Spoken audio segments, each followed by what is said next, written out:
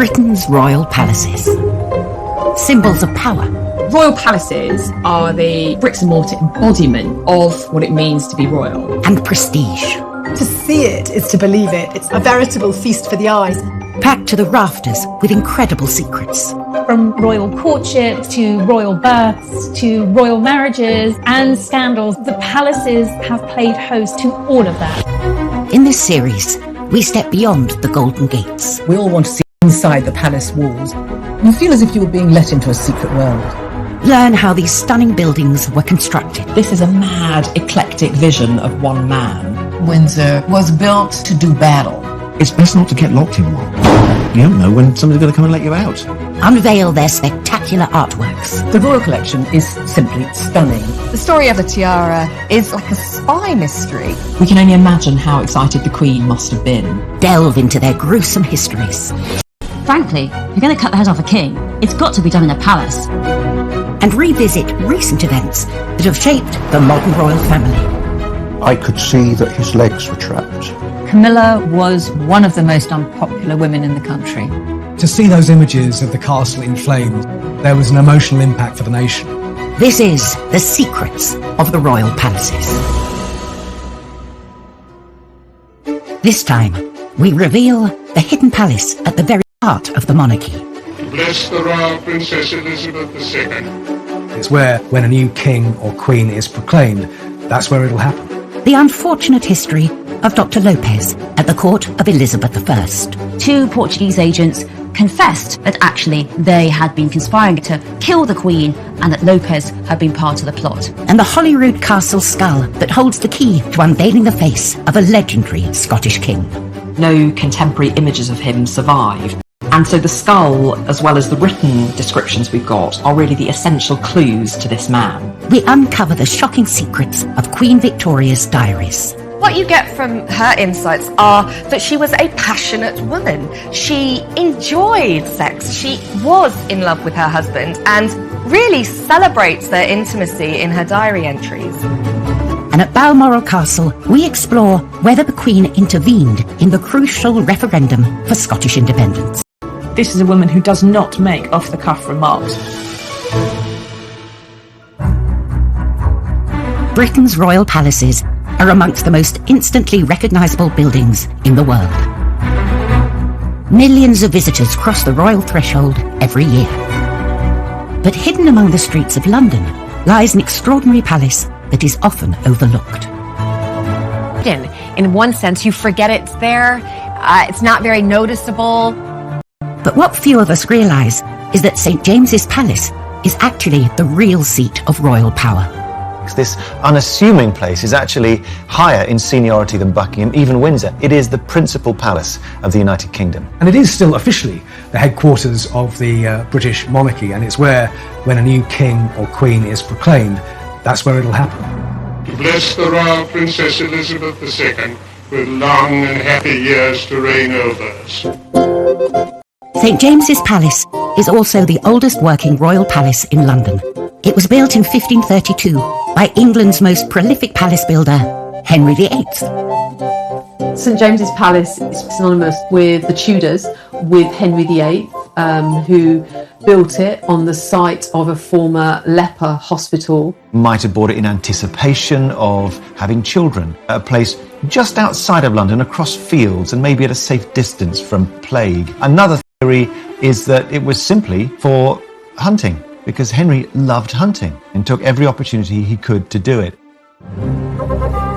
But whether as a hunting lodge or nursery, Henry wanted this new palace to make an impact. For that, he relied on the very best building materials of the age. Now, you might think of brick as a commonplace material today because it's the obvious choice for building houses by the thousand. But in the early 16th century, it was quite a prestigious material. Using brick was very much a statement of that wealth and power. The final impression was a vivid pink structure, something that would have stood out for a mile. This vivid pink may have faded, but much of his brick-built masterpiece remains intact today. When you go down St James's Street off Piccadilly, what's facing you is the great gatehouse that he put there. That's really one of the lovely pieces of 16th century London. tucked away. Behind the original gatehouse lies the Chapel Royal, begun while he was courting Anne Boleyn. And it's said that Henry added their initials, HA, to the building after the wedding. But his marriage to her lasted only 3 years. It took a good number of years to complete. He'd been chopping and changing his wives quite quickly before the Chapel Royal was completed. By the time it was finished in 1540, Henry was on to wife number 4, Anne of Cleves. If you look up at the ceiling of the Chapel Royal, you will see Anne of Cleves' arms. Holbein was the painter who was brought in to dedicate this chapel to a queen who in the end only lasted for 6 months. So Henry VIII's capriciousness, his extended midlife crisis, is really well illustrated by St James's. And there's more today, a working palace. The Chapel Royal is open to the public for Sunday service. And for the royals, it's still a huge part of family life. Prince George and later Prince Louis were both christened here. Events that brought 4 generations of monarchy together under one historic roof.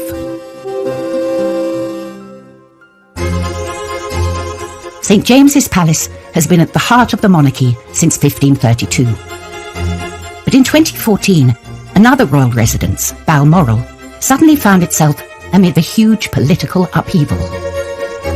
Every summer, the Queen and Prince Philip decamp to Balmoral, their private Highland getaway, to enjoy some time away from official royal duties. Traditionally, the Queen receives a guest at the end of each summer, the current British Prime Minister, who travels to Balmoral for a long weekend. British Prime Ministers always go and stay at Balmoral every summer. Some have liked it more than others. John Major used to love it. Margaret Thatcher hated it. Famously, the Queen offers friendliness, not friendship. It's a chance to get a working rapport going, but it's not as if you're about to become best buddies. In 2014, it was the turn of Prime Minister David Cameron. He was far from relaxed. Scotland was days away from the referendum, which would decide the future of the Union. At breakfast with the Queen, they were in for a shock. All the newspaper headlines are laid out on a Sunday morning, and there was a copy of the Sunday Times putting the yes vote ahead to independent Scotland for the first time in the whole campaign.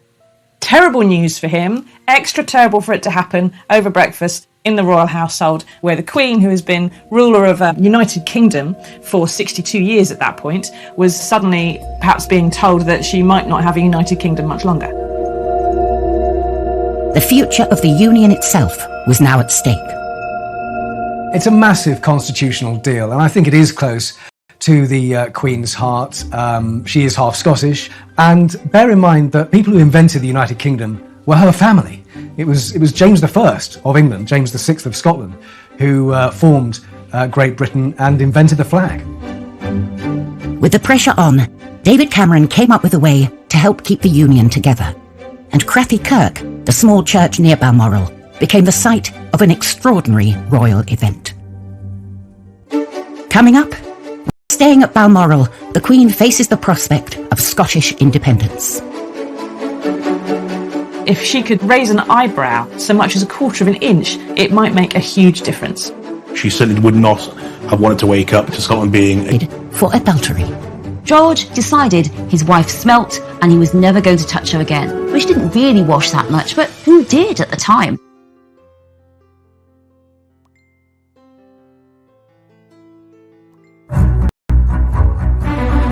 Britain's magnificent royal palaces are central to the role of the monarchy. They have been a stage for era-defining moments, from Windsor weddings to Sandringham summits. And at Balmoral Castle in Aberdeenshire, we explore whether the Queen intervened in the crucial referendum for Scottish independence. In September 2014, Scotland was days away from voting, and a new poll had put the yes vote in the lead. At this pivotal moment, David Cameron was staying with the Queen at Balmoral. The Queen cares deeply about Scotland. She would be, I think, desperately sad if the United Kingdom actually split up. Despite any feelings she may have, the Queen must hold an impartial position. Her own personal views are not supposed to feature.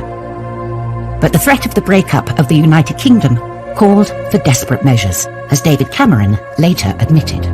David Cameron was very keen the Queen should intervene in some way. Didn't want to do anything she wasn't comfortable doing, but if she could, he said, raise an eyebrow so much as a quarter of an inch, it might make a huge difference. Their private secretaries decided that the Queen could perhaps say something in a very non-political way to maybe suggest what her thoughts were. Her job is to remain politically impartial and to do what her government instructs her to do. Now that is impossible. It's a catch-22. On the one hand, she has to do what he tells her, and on the other hand, he's telling her to do something that is unconstitutional and is putting her in an invidious position. David Cameron later insisted that he hadn't asked her to do anything unconstitutional. But on Sunday the 14th of September, with 4 days remaining until the vote, as she left the church, the Queen stopped to speak to the crowd. And as usual, the press were there. We knew the Queen would be at church.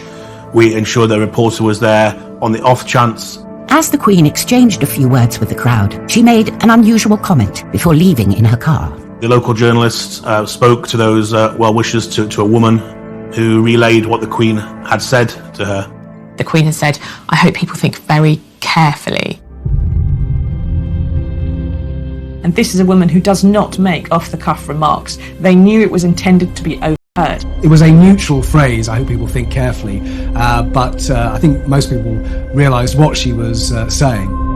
With this seemingly innocuous remark of that line was that it could be read every which way. And so I think it did still protect her position, but it also does give you an indication of how she really felt. She issued a statement which was unofficial, off the cuff, and entirely brilliant and well thought out. She didn't express an opinion about which side should win, but she just said, think carefully. She urged caution, and she actually maintained her own impartiality as much as she could.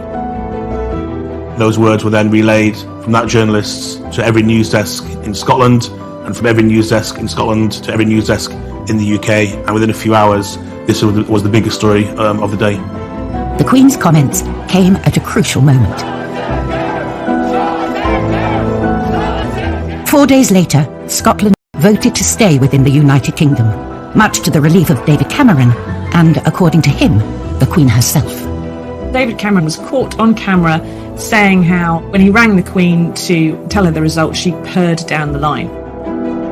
Widely covered in the press, a source conveyed that the palace was displeased with David Cameron's account of this conversation, but no official statement was released. Some believe that the Queen's comment reflected the alarm the British government felt over Scottish independence. David Cameron and the entire UK establishment did drag the Queen into politics. That was the scale of the challenge. I don't think the Queen would have done it unless she had wanted to do it. She certainly would not have wanted to wake up to Scotland being a separate country. Balmoral is where the Queen spends quality time with the Duke of Edinburgh, her husband of 73 years. But not all royal husbands are as loyal as Prince Philip, as was the case with George IV and his treatment of poor Caroline in what was to become known as the Delicate Investigation. Kensington Palace. George IV sent his estranged wife Caroline here after the sordid affair of the Delicate Investigation. George IV was a pretty bad husband, drunk, unfaithful, pretty insulting, so it makes it particularly ironic that he decided to investigate his wife, Princess Caroline, for adultery. They disliked each other from their very first meeting, just 3 days before their wedding in 1795. But there was nothing to do. The marriage had to go ahead, and it went ahead at the Chapel Royal of St James's Palace. And George was completely and utterly drunk. He was wasted. The wedding night was unsurprisingly a complete disaster. George decided his wife smelt and he was never going to touch her again. She didn't really wash that much, but who did at the time? George couldn't bear Caroline. She doesn't want to. She wants to have fun, and she starts to make a lot of friends who come and see her. And increasingly, people are saying, maybe some of those friends aren't quite reputable, and maybe she's seeing them when she's not quite dressed. George hated Caroline so much, he decided to start the Delicate Investigation, a public investigation of Caroline for her conduct. A book of the proceedings was published, Although suppressed, details leaked out. So the royal dirty linen was washed out for everyone to see. Literally, as well as metaphorically, there was a question about how dirty were Caroline's bedsheets. Finally, the Cabinet Committee acquitted Caroline of adultery, but they did say they thought she'd been indiscreet in her conduct. And the country was up in arms. It really reeked of the hypocrisy of George and the royal family. After the investigation, his attitude to Caroline hardened. He abandoned her and sent her off to live at Kensington Palace so he could have fun with his mistresses. George never stopped hating Caroline, and all throughout his reign, he was in battle with Napoleon. And when they came to him and said to him that Napoleon was dead, they said, "Sire, your greatest enemy is dead." And he said, "Oh, is she really?" i.e. his greatest enemy, he thought, was his poor, abandoned, miserable queen, who he'd packed off to Kensington Palace. Only 2 miles away from Kensington Palace stands the grand but less imposing Clarence House. It's part of St. James's Palace, constructed nearly 500 years ago to house the heir to the throne. And it's doing the same job today, because tucked away in the southwestern corner of the palace complex lies this place, Clarence House, London home to Prince Charles. Clarence House is right next door to St James's Palace, but because the Prince of Wales and Duchess of Cornwall Camilla have their home there, their London residence, I would say the epicentre of power really is Clarence House now, much more than St James's. Built in 1825, the house owes its existence and name to another heir to the throne, the Duke of Clarence. William, Duke of Clarence, was the third son of George III. He never intended to become king. He wasn't the heir, he wasn't even the spare, he was the spare one removed. But when his elder brothers died without heirs, William found himself inheriting the throne. With the throne in sight, the Duke needed a house more befitting a future king. He realises, crikey, I'm actually probably going to become king. And quickly there's a sort of refurb of what was a Tudor stable yard in the grounds of St James's Palace. As usual, being part of royalty, no expenses spared. The man for the job was architect John Ordinary Brighton Pavilion for him and converted Buckingham House into a palace. But the Duke of Clarence's taste was much less flamboyant than his brother's. Clarence House, for the new Prince of Wales, is much more modest than anything that George IV had built. It really melted away, it disappeared within a Nash streetscape of white stuccoed buildings leading all the way up to Regent's Park. Nash's Clarence House was designed to fit in with upper-class London, not to stand out. It suited William so well that when he finally became king, he turned down the grander Buckingham Palace and instead stayed at Clarence House. He wanted an elegant, serviceable townhouse. He didn't want to move into the showy Buckingham Palace. Instead, he wanted his own place that was smart, that was sophisticated. And the same dilemma has faced other royals since then. In the 20th century, Princess Elizabeth lived here before becoming queen. In the early years of married life, the Queen and Prince Philip decorated Clarence House just as they wanted it, and then tragically, her father died very young, and Elizabeth and Philip were told they had to live in Buckingham Palace. They had to move over the road, and they really didn't want to. When the Queen, however reluctantly, moved to Buckingham Palace, the Queen Mother was handed the keys to Clarence House, and she made it her home for the rest of her life. I found it homely, actually. I remember particularly the Queen Mother's birthdays at Clarence House, and then the crowds would gather outside from very, very early in the morning. And then the Queen Mother would come out and greet them all, and she really enjoyed that. So it was a place of great joy.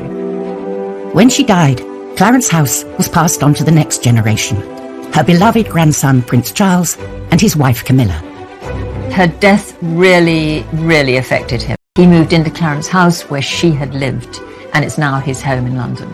Prince Charles adored his granny. He spent an awful lot of time with her through his childhood and in later life. He would go to Clarence House and spend time with her there. He was immensely close to her, so it's no surprise to me at all that after her death, he decided that he would keep her there, ever present. But could this sentimental tie possibly lead to a shift in the seat of monarchy when the time comes? Clarence House is very dear to the Prince of Wales, but they've always made clear when asked that Buckingham Palace will continue to be, the home of the monarchy. And that's something that I guess we'll only find out the answer to in due course. Coming up, at Holyrood Palace, how a 14th century skull unveiled the face of a legendary Scottish king. At first glance, this on the plinth you can see an inscription that says Robertus Scotorum Rex. It's a plaster cast taken directly from the skull of Robert the Bruce. And at Windsor Castle, the shocking secrets of Victoria's diaries are exposed. The journals contain amazing insights into Victoria's life, into her moods, her moments of happiness and sadness, insights into her sex life. You start to feel a little bit more about what this queen was about.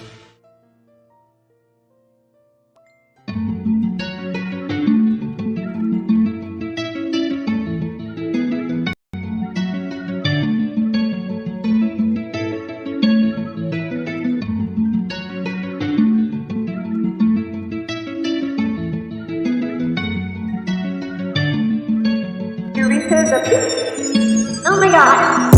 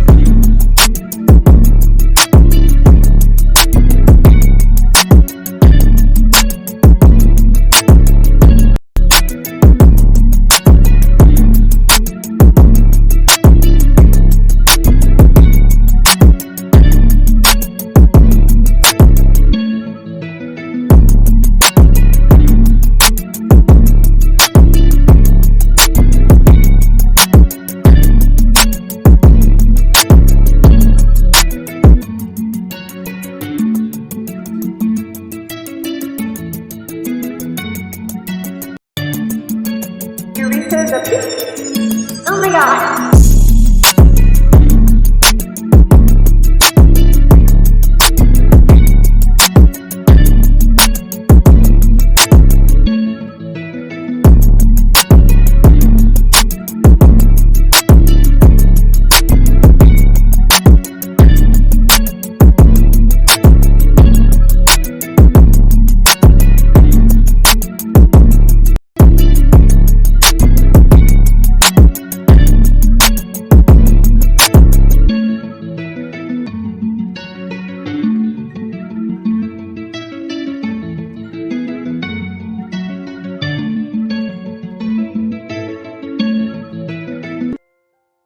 The royal palaces have always reflected our national history.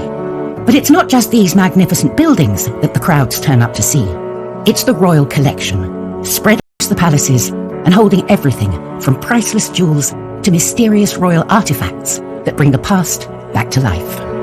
And at Holyrood Palace in Edinburgh, one of the most macabre and intriguing items in the royal collection is to be found. At first glance, this doesn't look like an extraordinary artifact. It's a simple rosewood box, and on the plinth you can see an inscription that says Robertus Scotorum Rex, Robert, King of the Scots. It's a plaster cast taken directly from the skull of Robert the Bruce. Robert the Bruce is one of the heroes of Scottish history. In 1328, he signed the Edinburgh-Northampton Treaty, guaranteeing Scottish independence from England for nearly 300 years. Robert the Bruce is a very, very significant historical figure, a Scottish king who beat the English and ensured the independence of Scotland for hundreds of years until the Act of Union.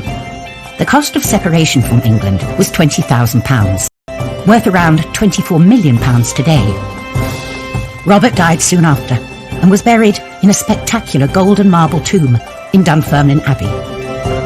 The original tomb of Robert the Bruce was destroyed, but in the 19th century it was opened up. An artist was allowed to come in and make a perfect cast from the skull. The cast was put on display in Holyrood Palace, next to the ruins of Abbey, where Robert the Bruce had signed the famous treaty. Relics and actual physical examples of past monarchs are very, very important in the royal collection. It's a marvellous way of telling the stories. It may seem gruesome, but that's very much in tune with royal history. It shows however grand you are, however important you are, one day you will be dead and buried, but perhaps you'll live on in some way, even if it's only in a museum. In 2016, this regal skull provided a direct link to the past. The universities of Glasgow and Liverpool John Moores stunned the world, claiming to have uncovered an incredible royal secret, what Robert the Bruce really looked like. They built up from the skull using animation, CGI, and the face that you see at the end is the closest that we can imagine from just the bones of what Robert the Bruce looked like.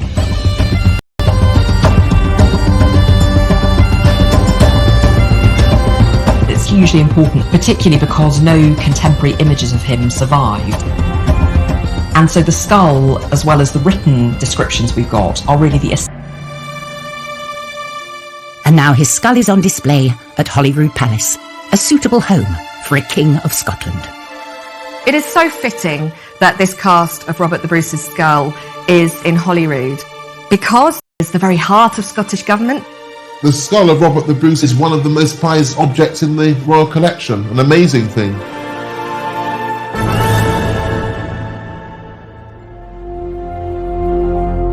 The skull draws visitors inside Holyrood Palace, but at St James's Palace, it's the gardens, designed by a king, which bring in the tourists. Behind its red brick Tudor facade and high walls, St James's Palace is largely off-limits to the public. But there is one part of the ancient palace open to everyone. The former palace grounds, now known as St James's Park. St James's Park has been a bit of a playground for monarchs since Henry VIII, be it hunting in Henry's case. London is unique in the world as a capital city with royal palaces cheek by jowl with semi-wilderness of parks. It's because Henry VIII loved murdering deer. Originally a stretch of marshland teeming with grazing deer, the park was intended as a royal hunting ground. And Elizabeth would go stag hunting there. James I, Elizabeth's successor, in fact had something of a menagerie there.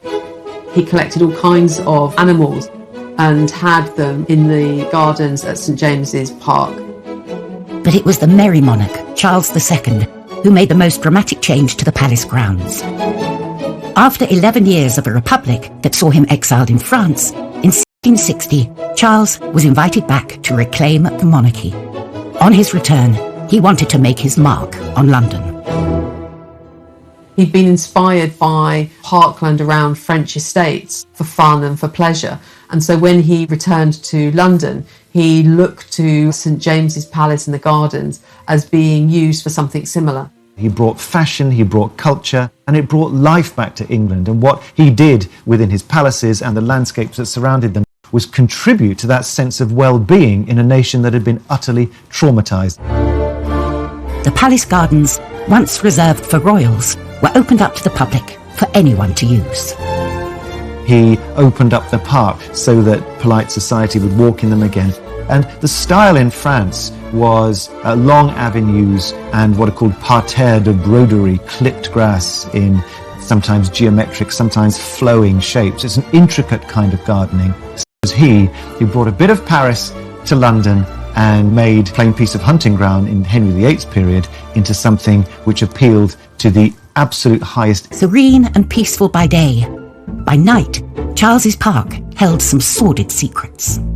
By day, it was the fashionable face of London, but by night, absolutely not. The second Earl of Rochester, I think, wrote a poem. It was called A Ramble in St James's Park. And by that time, a ramble was a euphemism for the pursuit of sexual pleasure.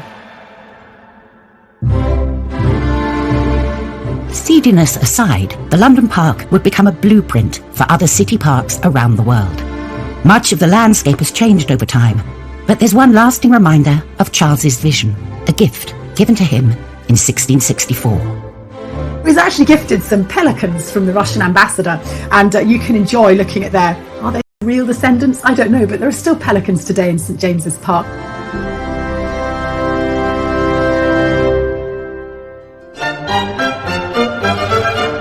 Back inside St James's Palace, the Chapel Royal has seen a host of royal weddings. One marriage that got off to the worst possible start was the wedding of Prince Frederick and the sick princess.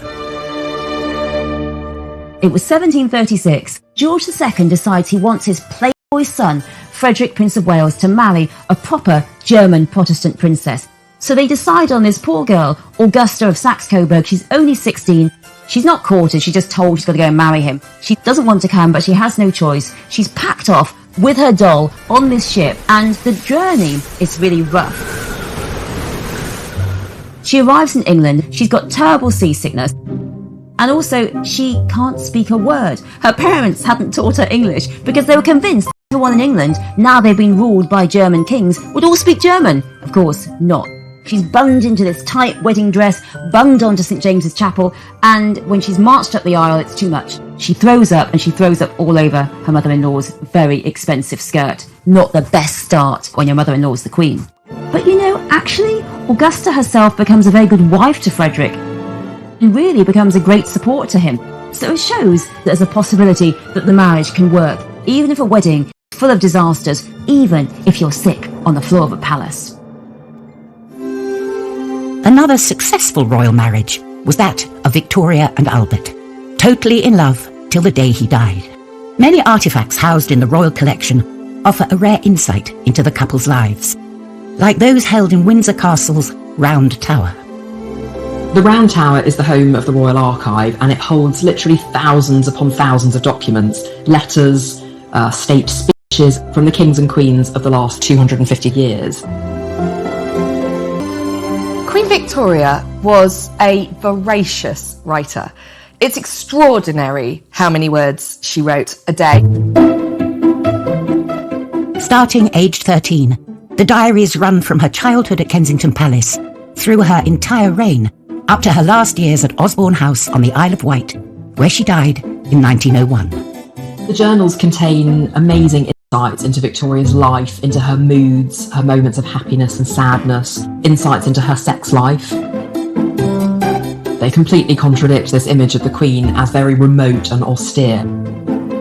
We start to feel a little bit more about what this Queen was about.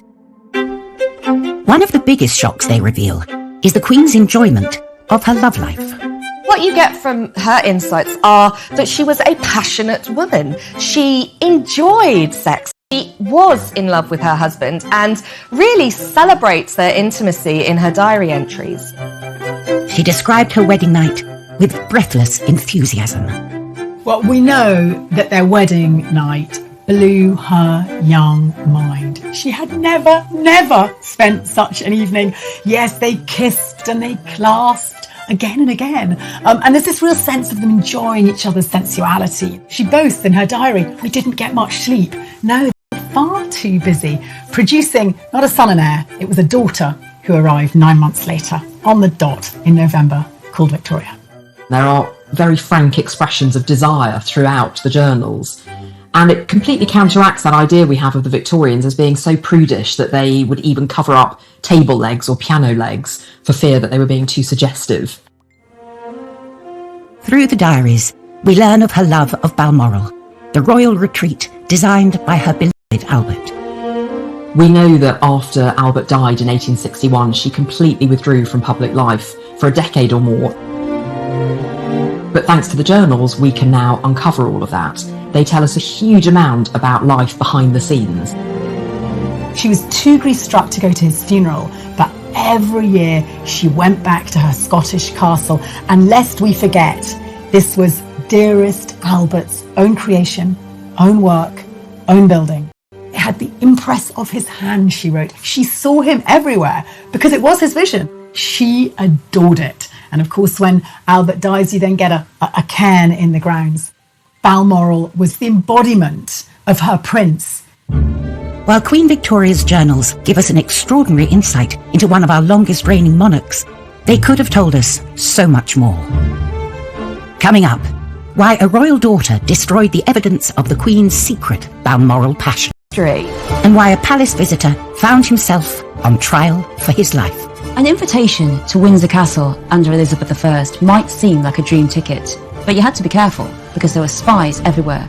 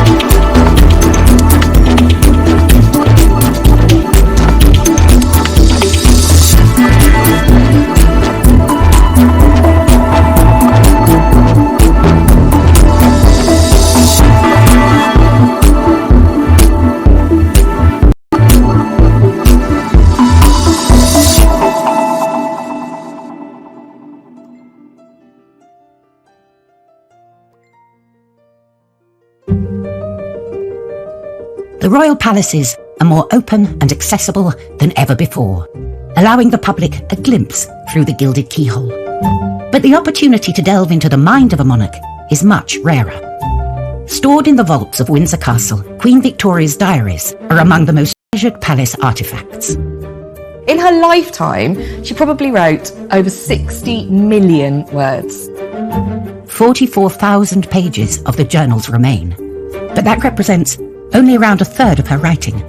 The rest were not lost through decay or neglect, but destroyed by Victoria's own daughter.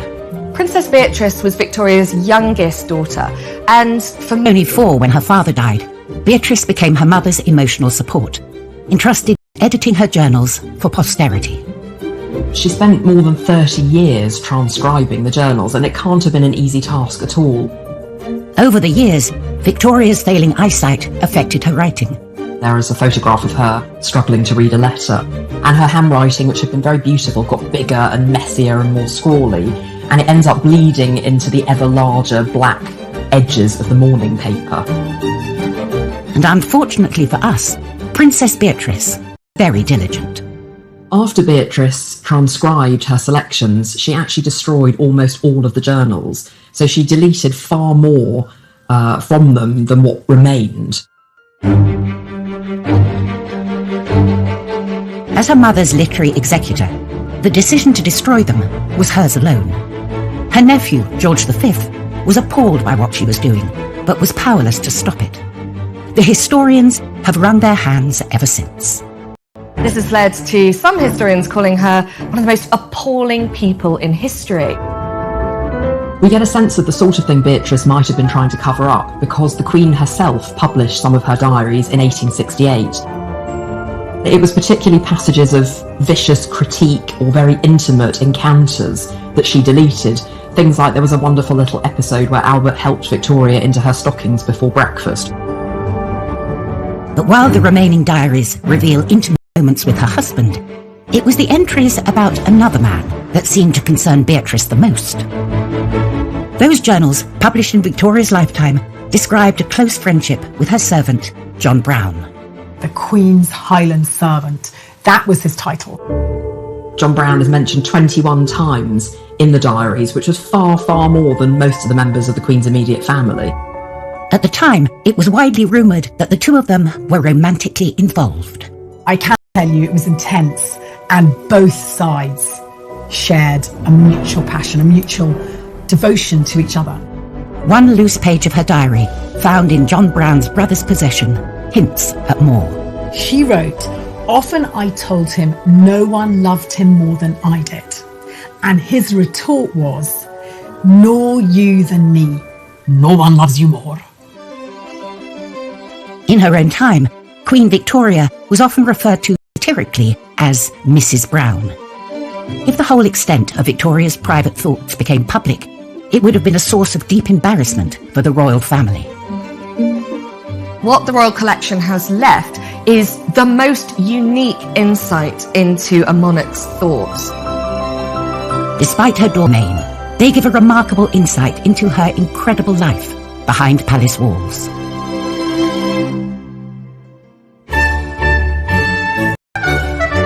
The royal palaces have always attracted a host of visitors from home and abroad, but there have been some who have regretted crossing the royal threshold. At Windsor, Elizabeth II received dignitaries from around the world. Elizabeth I hosted guests here too. It's just that not all of them went home in one piece. This is the story of Dr. Lopez. An invitation to Windsor Castle under Elizabeth I might seem like a dream ticket, but you had to be careful because there were spies everywhere. Rodrigo Lopez was a Jewish Portuguese doctor who came to England and rapidly rose to the top of his profession and became the Queen's doctor. And the Queen also very much trusted him. When you're the Queen's doctor, you also treat the Queen's favourites, and Rodrigo Lopez treated the handsome Earl of Essex for venereal disease. No one wanted that to be known. At one dinner party at Windsor Castle, poor old Rodrigo, he drank a bit too much of Elizabeth's wine, and we've all been there, started talking too much and told everyone that the Earl of Essex had venereal disease and mocked his sexual tastes. I'm afraid to say that the Earl of Essex wasn't really the type of guy to say, oh well, you know, what happens in Windsor stays in Windsor. Instead, he was out for vengeance. 2 Portuguese agents confessed, under a bit of torture, that actually they had been conspiring to kill the Queen and that Lopez had been part of the plot. And that sealed his fate. Dr. Lopez was put on trial at the Guildhall, and guess who was the judge? Yes, it was the Earl of Essex.